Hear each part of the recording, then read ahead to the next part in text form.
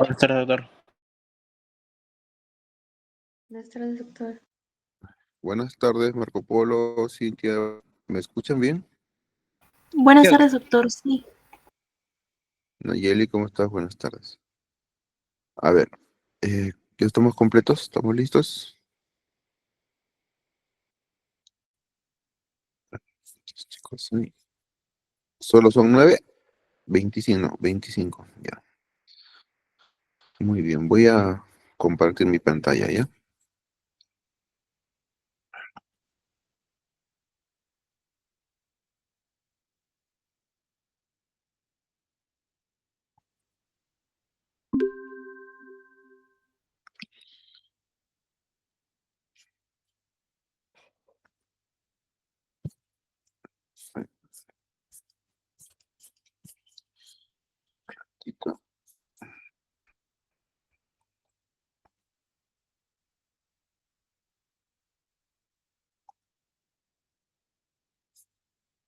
Se me perdió.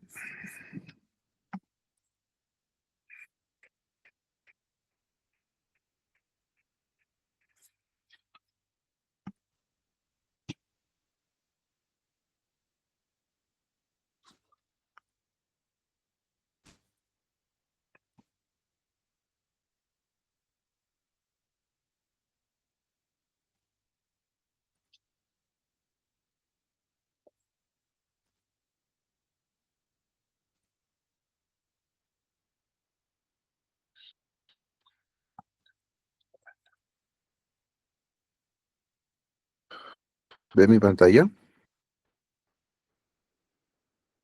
Aún no, doctor, no se proyecta.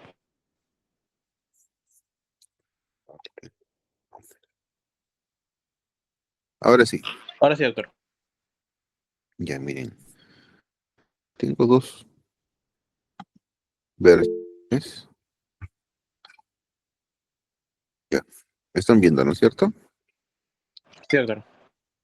Ya, miren, esta es una versión actual, ya, del tema, que son alteraciones motoras esofágicas, pero para que vean lo que nosotros en medicina hemos desarrollado, esta es una presentación que está hecha con soporte de inteligencia artificial, ¿ya? Y amablemente, inclusive, está hecha con Canva y todo lo demás, ¿ya? Pero nosotros podemos ver de que en realidad lo que nos da la inteligencia artificial para hacer los temas en medicina, si bien es cierto, son muy sucintos, muy precisos, como un esquema, nos da básicamente el árbol, el árbol del tema, pero a las justas llegamos al tronco y las dos ramas principales, ¿ya? Esto te lo voy a compartir, Marco Polo, para que lo compartas con tus compañeros. Está exactamente lo que es lo primordial, lo estrictamente necesario, ¿ya? Entonces, en cambio, yo tengo acá otra presentación, ¿ya? Que la hice ya hace algún tiempo, pero como en todo, en lo que es la parte básica de medicina, no cambia, solo se fortalece. Entonces, veamos ahora con lo que la experiencia de los años nos, nos ayuda a definir y poder tocar mejor este tema de las alteraciones motoras esofágicas. Entonces, estas son un conjunto complejo, heterogéneo, ¿no? De las alteraciones de la función contráctil de de la musculatura esofágica. Acordémonos que la parte proximal del esófago tiene una musculatura con músculo estriado, que es voluntario, en la parte distal tiene una musculatura lisa que tiene un movimiento involuntario, ¿ya? Entonces, las alteraciones de esta función justamente son las que definen estas patologías. Entonces, nosotros, como podemos ver acá, está muy clasificado, muy bien clasificadas las patologías, ya de muchos años atrás, y en realidad esto no ha variado, ¿no? Sigue simplemente ciertas pinceladas respecto tal vez a la facilidad diagnóstica por la nueva metodología actual. Pero nosotros tenemos, por ejemplo, la disfagia que se separa en dos grupos, la disfagia orofaringea y la disfagia esofágica, con sus dos subramas para estudio, ¿no? Estructural y propulsiva. Cada uno de ellos tiene una serie de patologías que están involucradas, que están diferenciados independientemente por su curso clínico y por ende las estructuras que están involucradas que produce la patología. Entonces, nosotros, por ejemplo, vemos que la disfagia esofágica es propulsiva y en esta parte propulsiva, en el movimiento, ¿no? Nosotros podemos detectar, por ejemplo, la acalasia, ¿ya? Entonces, cuando hay una disfunción motora, esta puede diferenciarse en dos grupos, por hipermotilidad y por hipomotilidad. En todos ellos, cuando hay una hipermotilidad del esfínter esofágico inferior, nosotros podemos definir una acalasia. ¿Qué hace el esfínter esofágico inferior? Debe de relajarse, ¿no es cierto? La imposibilidad,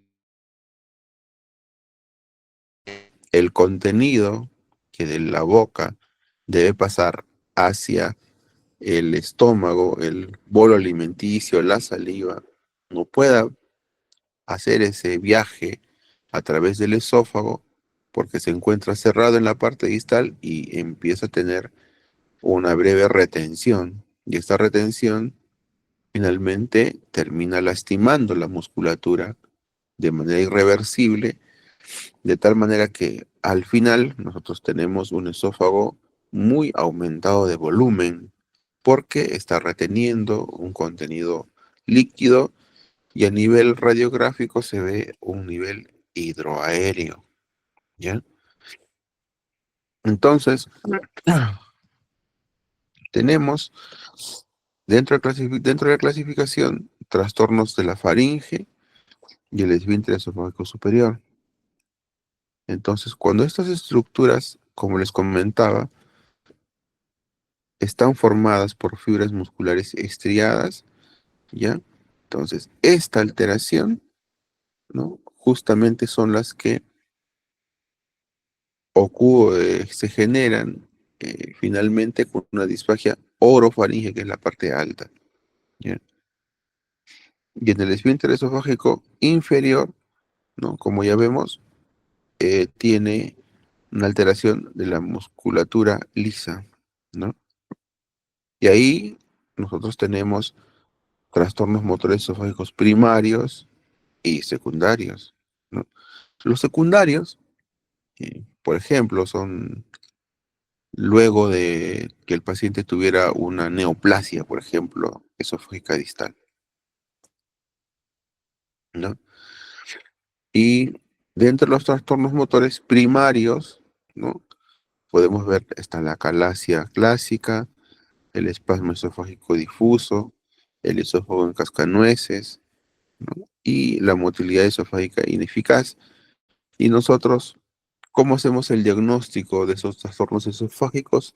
El principal medio diagnóstico a la fecha sigue siendo la manometría esofágica de alta resolución. En los trastornos motores secundarios, como les decía, uno de los temas que generan estos trastornos son, por ejemplo, las neoplasias, pero también tenemos la diabetes, ¿no?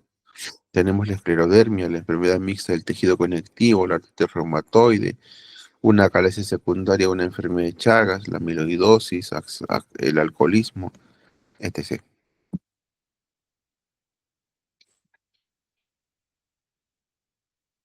La disfagia y la odinofagia son temas que muchas veces eh, promueven la confusión, ¿no?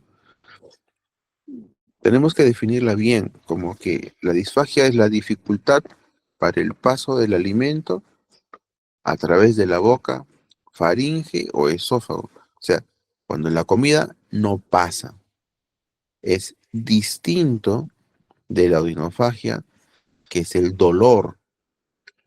Entonces, mucho cuidado, por favor, al hacer las descripciones en las historias clínicas, en la evolución o en la descripción de la enfermedad, porque según cómo nosotros definamos, es que podemos registrar ese hallazgo de manera equivocada en la historia clínica. Acuérdense que nosotros, después de años, yo les recomiendo las primeras historias clínicas que hagan ustedes, guárdenlas y léanlas cuando ya estén ejerciendo, ¿no? Unos 5 o 10 años, y se van a dar cuenta lo muy equivocados que estaban. Con lo que uno escribe en la historia clínica queda perenne. Y registrar un error muchas veces eh, puede generar inclusive problemas legales, ¿no? Pero en este caso puede generar errores diagnósticos. Un error diagnóstico es un mal tratamiento. Un mal tratamiento es una, un probable daño al paciente. Y el paciente dañado puede generarnos un problema posteriormente.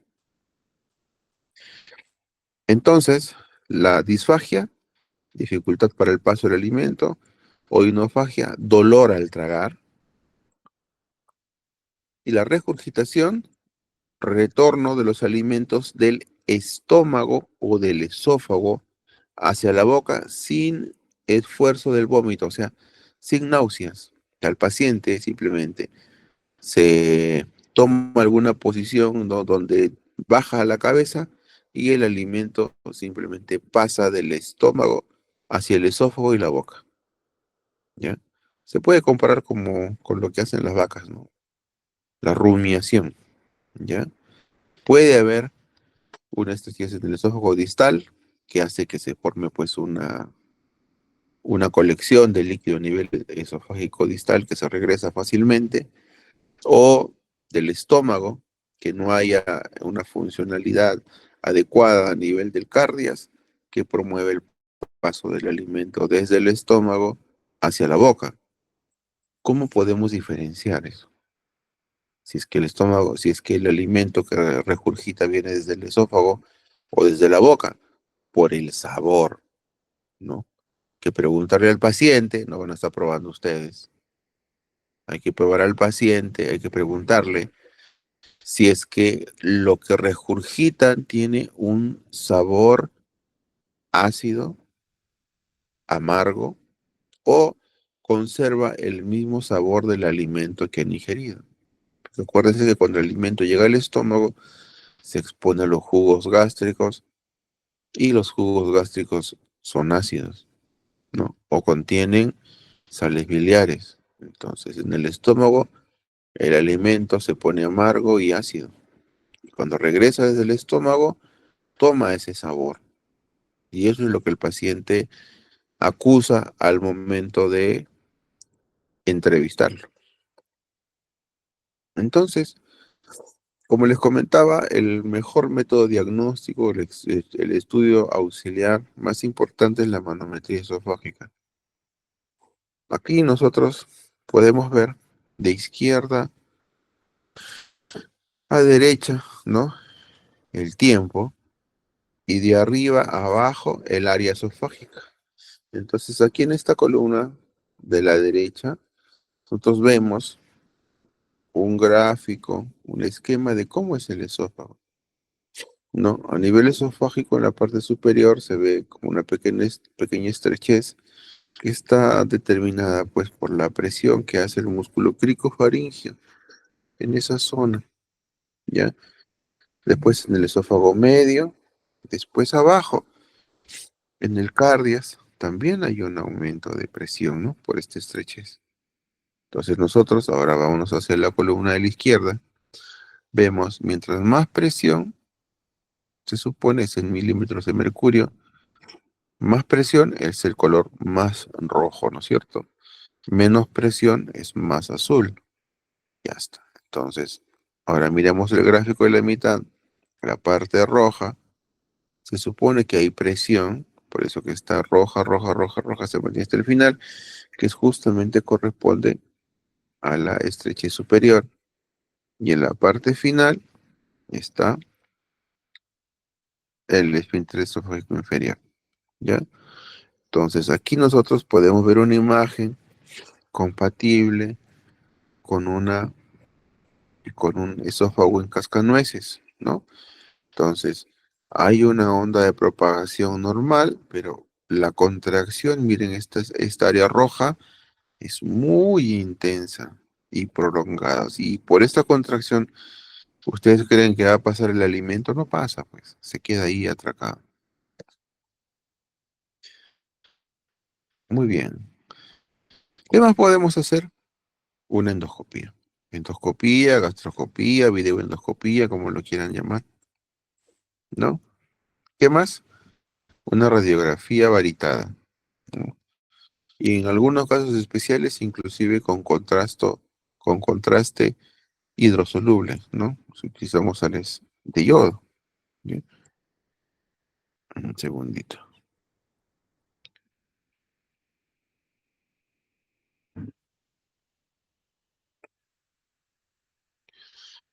Ya está. Muy bien. Entonces, la calasia es justamente pues la imposibilidad de relajarse del esfínter esofágico inferior. Eso significa calasia, imposibilidad de relajación. Hay una primaria y hay una secundaria, ¿no? Hay factores genéticos, infecciones, autoinmunes, pero finalmente resulta de la degeneración progresiva de las células ganglionares del plexo mientérico eh, en el esófago inferior, sobre todo, donde no es, no ocurren el mecanismo neuromuscular necesario para lograr la relajación del esfínter esofágico inferior, ¿no? Y el esófago, por lo tanto, pierde su peristalsis. Comienza de manera lenta y progresa con el paso de los años, ¿ya? Ni siquiera es mensual o semanal, sino es por el paso de los años. Por eso que el paciente tolera mucho tiempo este problema. Existe una disfagia sólidos y una disfagia líquidos, ¿ya? Es mayor la disfagia sólidos, como obviamente, ¿no? Debería de ser, ¿no? Inclusive hay algunos pacientes que tienen dificultad para poder eliminar o eructar, ¿no? Acuérdense. Hay casos, por ejemplo, que yo he tenido un paciente con una fístula duodenocolónica, ¿ya? Como consecuencia de una neoplasia de colon que había infiltrado la pared duodenal y había una fístula de más o menos 2 centímetros de diámetro que unía el colon con el duodeno, ¿ya? Entonces, esta fístula también evita que el paciente pueda eructar. Miren esta particularidad semiológica, ¿no? O sea, indicar que un paciente pierda la capacidad para eructar puede, por ende, ser un dato semiológico importante para diagnosticar o acalasia o una fístula duodenocolónica. ¿Qué otro estudio diagnóstico pudiera ser tomado para diagnosticar la calasia? Una esofagografía, endoscopía y manometría esofágica. Entonces vemos acá la imagen de la radiografía de esófago en contraste y nosotros podemos ver en primer lugar un nivel hidroaéreo, en segundo lugar esta imagen en pico de ave, ¿no? Que es compatible con una acalasia. La acalasia puede ser inclusive mayor, esta es una paciente que nosotros hemos tenido en el hospital, pero esta parte de abajo incluso se pone así mucho más amplia, ¿no? Y los semiólogos antiguos ponen la imagen de esófago en garrafa, ¿ya? Entonces, en las primeras etapas de la enfermedad puede haber una mínima dilatación, pero después esta pues, progresa y se incrementa, ¿no? Endoscópicamente nosotros vemos así, ¿no? Este es el endoscopio. Acuérdense que el paciente está en decúbito lateral izquierdo, ¿ya? Entonces, hacia la hora 6, ¿no? Si te imaginémonos que este es un reloj hacia abajo, ¿no? Son las horas 6. Hacia las 6 es la parte del lado izquierdo, ¿ya? Y por ende, a las 12 es el lado derecho, ¿ya? Entonces estamos entrando en el esófago izquierdo-derecho y al fondo es hacia abajo, ¿ya? Entonces aquí vemos un nivel hidroaéreo importante. ¿Qué se hace con un paciente con acalasia? Entonces, se divide en dos grupos: paciente con alto riesgo quirúrgico y paciente con bajo riesgo quirúrgico, ¿no? Con bajo riesgo quirúrgico, tranquilamente se le puede hacer una dilatación neumática. Esta tiene un efecto bueno del inicio, pero el cuerpo pues también tiene la capacidad de autorrecuperación, ¿no? ¿Cuál es el objetivo de la dilatación? En primer lugar, ponemos así como un globo en la parte final del esófago y se dilata hasta 2 centímetros y rompe la musculatura esofágica distal. Al romper la musculatura esofágica, ya no tiene posibilidad de contracción. Y al no tener posibilidad de contracción, permite el paso de la comida. Pero ¿cuál es el tema? De que se recupera el músculo, vuelve a crecer otra vez. Es lo primero, ¿no? Lo segundo es que muchas veces el paciente se perfora, tiene mucho dolor también. Y es un tema que es muy, tiene remisión nuevamente de los síntomas. O sea, vuelve el paciente a tenerlo, necesita repetirse el procedimiento varias veces. Termina finalmente el paciente sometiéndose a una miotomía, que puede ser una miotomía tipo Heller, por ejemplo, que es quirúrgica. En los pacientes con alto riesgo se le puede colocar de manera paliativa toxina botulínica o otros medicamentos que se utilizan para relajación de la musculatura inferior, como las sales de nitrato, por ejemplo, ¿no? La nitroglicerina. Y en el caso de que, bueno, los pacientes no evolucionen bien, pues se debe reconsiderar el manejo y ver la posibilidad de operarlo o hacerle una dilatación esofágica. También podemos hacer un procedimiento endoscópico que se llama POEM, ¿ya? Que es pues un corte de la musculatura esofágica distal, la musculatura circunferencial. Al cortar esa musculatura, el paciente pierde la capacidad de cerrar el músculo, entonces permite pues, el paso del alimento. Esto se hace a través de una tunelización por la pared de la mucosa esofágica, ¿no?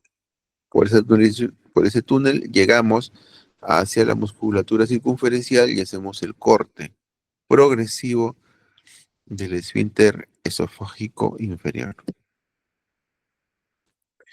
En cuanto al reflujo, es el conjunto de síntomas y lesiones que se producen como consecuencia del retorno patológico del contenido gástrico hacia el esófago y que puede también afectar la hipofaringe, ¿ya? Acordémonos que el contenido gástrico a veces es inclusive alcalino, ¿no? Cuando hay reflujo duodenogástrico, ¿no? La bilis es alcalina. Y en la tabla periódica, lo que ambos extremos, tanto lo alcalino como lo ácido, son corrosivos y por ende pueden dañar también el esófago, hacer heridas. Entonces ahí tenemos algunos valores, ¿no? De referencia respecto a la presión del esfínter esofágico inferior y la longitud del mismo, ¿ya? Entonces,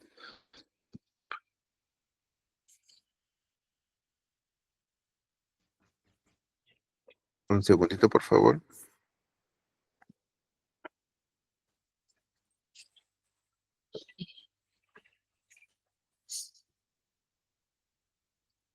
Entonces, nosotros, ¿cuáles son los síntomas clásicos del cuadro clínico? Pirosis, regurgitación, náuseas, vómitos, cialorrea, epigastralgia, pesadez postprandial, eructos, hipo. Miren, todo esto, todos estos signos y síntomas son enteramente observables, clínicos. Pues, ¿necesitamos algún examen? Nada. Solamente es preguntar al paciente de forma adecuada y tomar adecuadamente esas referencias para hacer el diagnóstico. Por ende, el diagnóstico de reflujo gastroesofágico es un diagnóstico clínico, no necesita ningún examen. ¿Cuáles son los signos de alarma? Cuando hay disfagia, odinofagia, cuando hay sangrado digestivo, pérdida de peso y al examen ustedes encuentran una masa epigástrica, entonces puede ser una neoplasia. Hay tumor de Siebert, por ejemplo, hay tumores de la unión esófago-gástrica que pueden producir reflujo. Entonces, algunos de ellos se pueden palpar a través del abdomen, ¿no? Del epigastrio. Entonces, existe también otros síntomas atípicos, ¿no? De órganos fuera del tracto digestivo, como a nivel respiratorio, la tos crónica, asma, laringitis, dolor precordial, dolor tipo globofaringio, incluso hay otitis también como consecuencia de una enfermedad de reflujo. Hay síndromes esofágicos sintomáticos y con injuria esofágica, ¿ya? Entonces, hay, por ejemplo, el esófago de Barrett, que finalmente puede hacer un riesgo de adenocarcinoma, ¿ya? Pero esta parte hemos conversado hace un momento, pero yo pienso que nosotros no pudiéramos dejar de tomar en cuenta los síndromes extraesofágicos, que muchas veces son el motivo por el cual el paciente llega al consultorio. Muchos pacientes con enfermedad de reflujo no llegan por trastorno de reflujo, sino no llega porque doctora manejo con la boca amarga, dolor retroesternal, no. Llegan por un tema de otorrino, ¿ya? Que tienen dolor faríngeo recurrente, dolor de oídos, síndrome vertiginoso, ¿no? Otitis, incluso asmas a largo plazo han sido de inicio un tema de enfermedad de reflujo. Entonces, ¿cómo se complica el reflujo? Luego de muchos años de estar expuesto en el esófago inferior a la actividad corrosiva del jugo gástrico, las sales biliares, termina siendo úlceras a nivel distal. úlceras a largo plazo hacen estenosis o pueden comprometer algunas estructuras vasculares y generar un sangrado digestivo. O en todo caso, pueden generar un esófago de Barrett por un adenocarcinoma. Esto ya lo he comentado. ¿Qué se utiliza complementariamente para ver una enfermedad de reflujo? Una videoendoscopía, un esofagograma varitado, sobre todo para descartar la posibilidad de neoplasias. Acordémonos que inclusive comer alimentación muy caliente incrementa el riesgo de neoplasia esofágica, ¿ya? Entonces, hay otras pruebas para evaluar la fisiología del esófago, como la pHimetría o la pH impedanciometría, ¿ya? Hay test para evaluar los síntomas, ¿ya? ¿Cómo es esto? Paciente, tú sospechas que tiene una enfermedad de reflujo, le hace el tratamiento. IVP a doble dosis con procinético, mejora, ya, perfecto. Era una, una enfermedad de reflujo gastroesofágico. Ya está el diagnóstico. ¿Cuáles son las enfermedades que debemos de descartar en la enfermedad de reflujo gastroesofágico? La calasia, el divertículo de Senker, la gastroparesia, la litis biliar, úlcera péptica, dispepsia funcional y angina de pecho.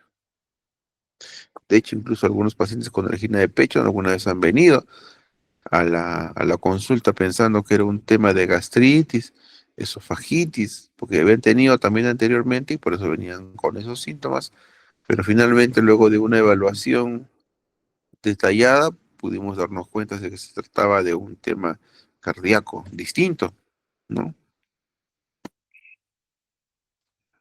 Lo principal del tratamiento es el alivio sintomático en este caso, ya buscar una cicatrización de las lesiones que tiene en ese momento, evitar la recidiva y hay que prevenir las complicaciones como las estenosis, el esófago de Barrett, que puede ser un adenocarcinoma, o las úlceras.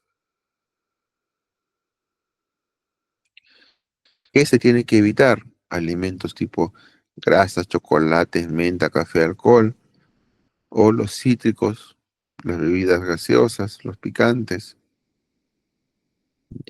Entonces tenemos que bajar de peso, hay que esperar un tiempo antes de recostarse después de la alimentación, ya por lo menos un par de horas a 3 horas.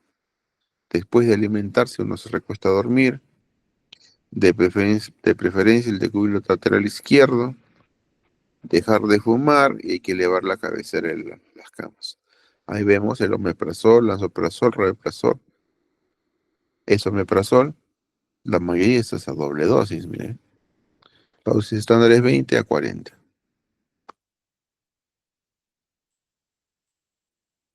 Pero ya no hablemos mucho de ranitidina porque la han quitado del mercado, pero es una molécula que siempre ha sido, a mi experiencia, noble y económica, ¿no? Lamentablemente ahora ya no la contamos. Ya. IVP solo no funciona igual que un IVP con un procinético. En este caso, sí, el procinético es muy importante. ¿Cuál? Bueno, cualquiera. La metoclopramida funciona muy bien esto en el caso de reflujo gastroesofágico.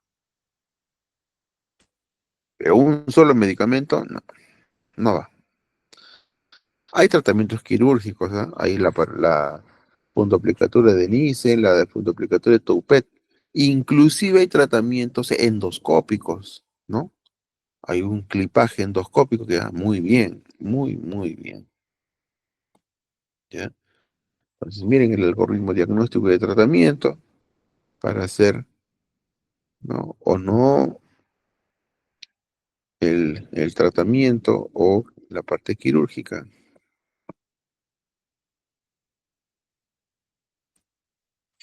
Muy bien, jóvenes. 5 minutitos y continuamos con la siguiente exposición.